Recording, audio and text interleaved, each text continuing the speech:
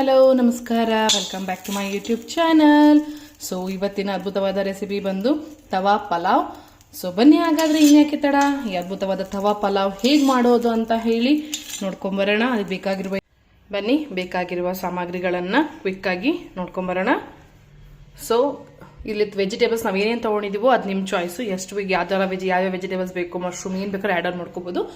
So ನಾವಿಲ್ಲಿ ತೊಗೊಂಡಿರೋದು ಈಗ ಹುರುಳಿಕಾಯಿ, ಕ್ಯಾರೆಟು ಮತ್ತು ಕ್ಯಾಪ್ಸಿಕಮ್ಮು, ನಂತರ ಬೇಬಿ ಕಾರ್ನ್, ಹಾಗೆ ಸಣ್ಣಗೆ ಹೆಚ್ಚಿಟ್ಕೊಂಡಿರೋ ಅಂತಹ ಈರುಳ್ಳಿ ಮತ್ತು ಟೊಮೆಟೊ, ಹಸಿಮೆಣಸಿನಕಾಯಿ, ಪನ್ನೀರು, ಉಪ್ಪು, ನಿಂಬೆಹಣ್ಣಿನ ರಸ, ಕೊತ್ತಂಬರಿ ಮತ್ತೀಗ ಪುದೀನಾನ ಸಣ್ಣ ಕಟ್ ಮಾಡಿ ಶುಂಠಿ ಬೆಳ್ಳುಳ್ಳಿ ಪೇಸ್ಟು, ಅಚ್ಚ ಖಾರದ ಪುಡಿ, ಧನಿಯಾ ಪುಡಿ, ಗರಂ ಮಸಾಲ, ಹಾಗೂ ಇಲ್ಲಿ ಕುಕ್ಡ್ ರೈಸ್ ಇಟ್ಕೊಂಡಿದ್ದೀವಿ ನಾವು. ಸೊ ನಮ್ಮ ಮಸೂರಿ ಅಥವಾ ಬಾಸುಮತಿ ರೈಸ್ ಯಾವ್ದು ಬೇಕನ್ನ ಇದು ಮಾಡ್ಬೋದು. ಸೊ ಬನ್ನಿ ಹಾಗಾದರೆ ಯಾಕೆ ತಡ, ಹೇಗೆ ಮಾಡೋದು ಅಂತ ನೋಡೋಣ. ಈಗ ಎಲ್ಲ ವೆಜಿಟೇಬಲ್ಸ್ನು, ಕ್ಯಾರೆಟ್ ಇರ್ಬೋದು, ಕ್ಯಾಪ್ಸಿಕಮ್ ಹಾಗೂ ಬೀನ್ಸ್, ಸೊ ಎಲ್ಲದನ್ನು ಒಂದೊಂದು ಆಗುತ್ತೆ ಒಂದೊಂದನ್ನ. ಸೊ ನಾವು ಫ್ರೈ ಮಾಡ್ಕೋಬೇಕು.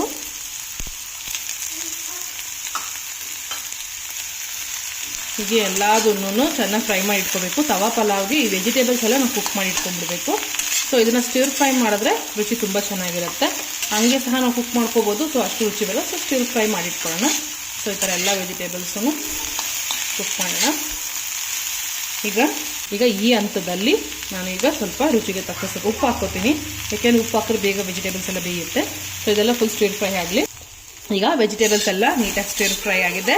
ಸೊ ಇದನ್ನು ಆಫ್ ಮಾಡಿಕೊಂಡು ಈಗ ನೋಡ್ಬೋದು ವೆಜಿಟೇಬಲ್ಸ್ ಎಲ್ಲ ಸ್ಟಿರ್ ಫ್ರೈ ಆಗಿದೆ. ಸೊ ಇದನ್ನು ಒಂದು ಕಡೆ ತೆಗೆದಿಟ್ಕೊಂಡ್ಬಿಡೋಣ.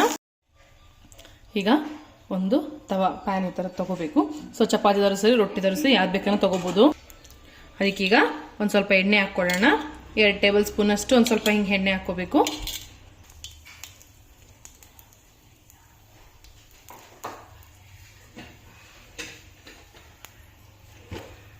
ಈ ಥರ ಎಣ್ಣೆ ಕಾದ ನಂತರ ಒಂದು ಸ್ವಲ್ಪ ಜೀರಿಗೆ,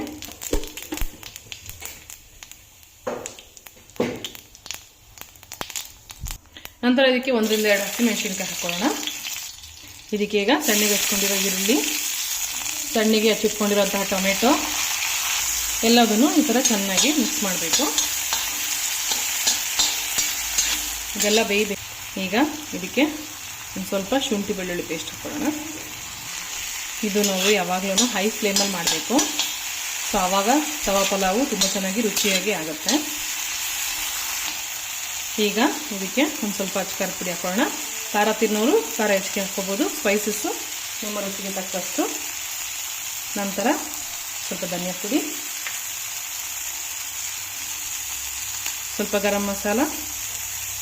ಈಗ ಇದೆಲ್ಲ ಬೆಂದಿದೆಯಲ್ಲ, ಸೊ ಈಗ ನಾವು ಫ್ರೈ ಮಾಡ್ಕೊಂಡಿರ್ತೀವಲ್ಲ ವೆಜಿಟೇಬಲ್ಸು, ನಾನು ಆಗಲೇ ಹೇಳ್ದಂಗೆ ಮೆನ್ಷನ್ ಮಾಡಿದಾಗೆ ಯಾವ್ಯಾವ ವೆಜಿಟೇಬಲ್ಸ್ ಬೇಕೋ ಅದು ನಮ್ಮ ಚಾಯ್ಸು.